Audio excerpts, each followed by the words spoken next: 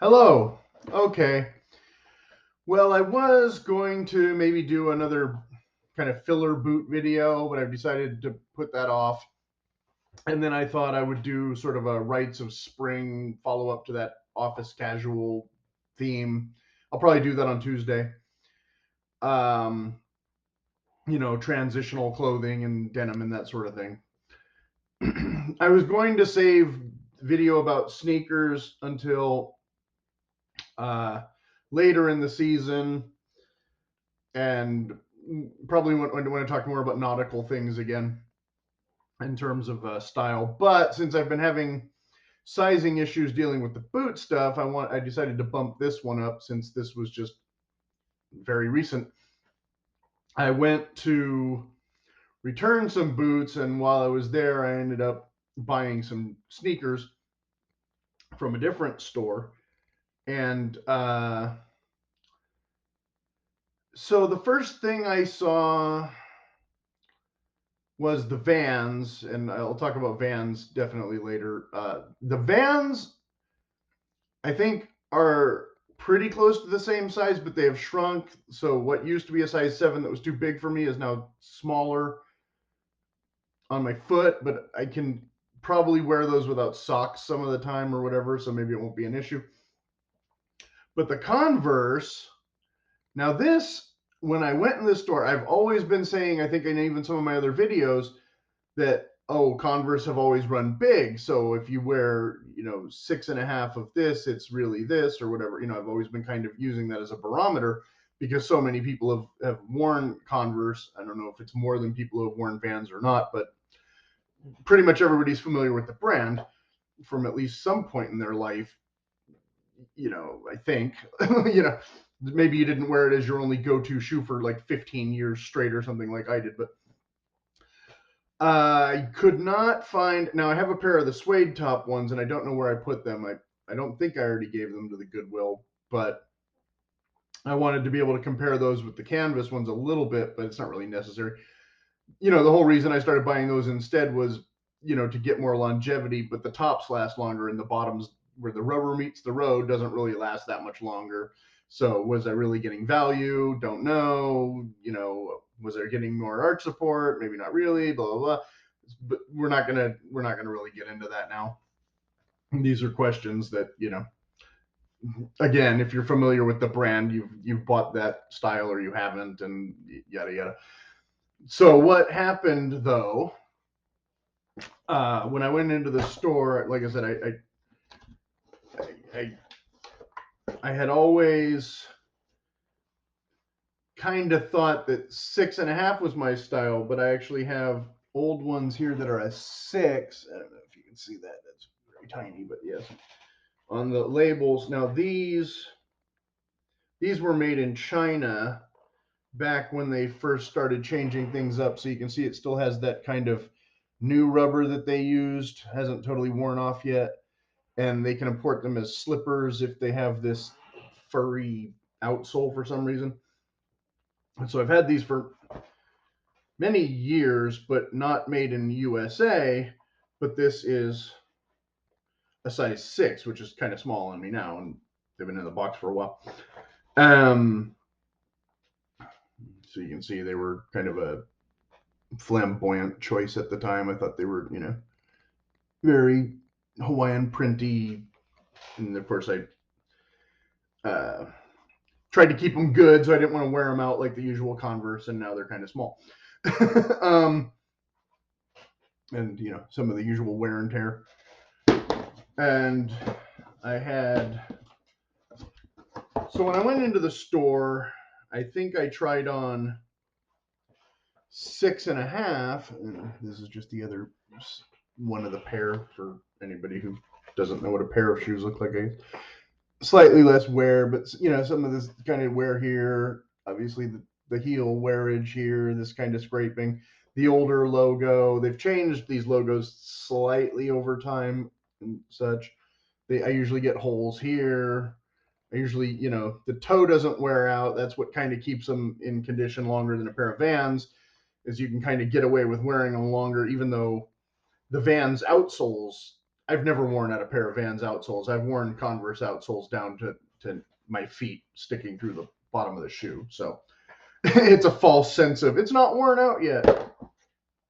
Anyway, so I tried on the sorry, I tried on the 6.5, and I was like, these feel just small. I don't think this is quite right.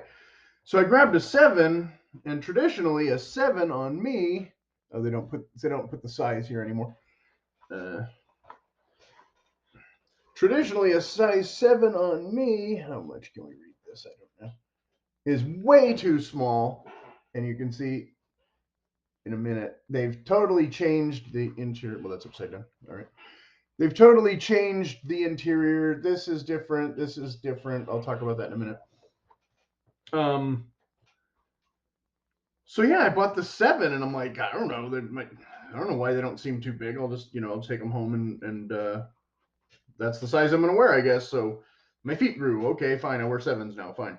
I've been saying this for a while on my other videos. I wear 7. Why don't the companies make 7 that's a 7? Um,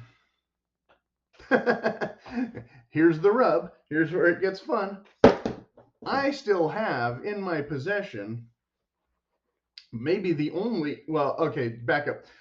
I think it was Roseanneville and maybe another video. They had done an episode about the reissue Converse that are technically closer to the original Converse, or they're called the 72s or something, and versus these, which I consider the original, even though what they looked like in 1910 or whatever was kind of different. But I went to the store a year or two ago and compared the two side by side, and I just didn't like the look of the reissue newer ones more than the look of the ones that I grew up with. Let's just put it that way. These are the ones that we were all wearing, more or less. They've changed them, like I said, slightly on some of the interior and such from back in the day, as everybody says now. But yeah, if you were in the 80s and the 90s, you were getting one style of shoe, and now post 2015 or something, there's a second style that's available. It has a lot more white around here. The rubber kind of comes up more onto where this canvas is, or some other variances. And so I looked at them and I was like, okay, they might have some improvements, but not the dollar amount worth of improvements for what I would want in a less attractive shoe. Like if it was like, oh wow, no, these are so much way better. Of course I'm going to buy those instead of this junk. And yes, for $60, I still think this is overpriced. This should still be a 20 or maybe $30 shoe. This is definitely overpriced for what it is. But I'm buying them anyway because they're just around the house summer shoes, not because I plan to live my life in them anymore like I did when I was in my teens and 20s. In fact, I grew up, I think I said in video 3 or something way back when, I think I mentioned that I was actually a Vans kid. We were all Vans kids until junior high. And then some of the other kids had Converse. So the cool kids had the Converse or whatever. So everybody else ran out and bought the Converse, even though they have less arch support. And like I said, the outsoles, 2 or 3 months in a pair of these and it's done. the Vans though, 2 or 3 months and the toes were gone. So it was kind of, if the Vans had a little rubber here, they probably would have lasted 6 months. I don't know. Anyway, so I did not buy the other version. This is what I call but again, I get the low tops, not the high tops, so they don't have the little ball there. So what's the difference? Blah, blah, blah. They've changed, as you can see, they've changed the back logo slightly from what I was just showing. So now it says Converse, in case you were not sure which shoes are All Stars. It's Converse. Okay. And great. So anyway, where I was going, what I have still is a very old pre-China, and these are Vietnam, pre-China, made in USA pair with the real rubber. And as you can see, I hope are 6.5, not 7. And when we hold them up to each other, the 6.5 and the new 7 are exactly the same size. So somewhere along the line, Converse and Vans have both shrunk their size. I'm not making this up. You can see this is All Star, made in USA. It doesn't say Converse, it says country. And the tag is different. Uh, and whatever. And like I said, there's a totally different feel of this canvas. This is canvas, not this kind of foamy stuff. And these are probably around the year 2000. They're not 80s or anything. They're not extra super vintage. They're just vintage enough that I can hold them up and say, "Oh yeah, remember when your shoes used to fit a totally different size?" So now I'm like, yes, I'm a 7, but whether or not a 7 used to be a 7, used to be a 6, I don't know. They also changed the box.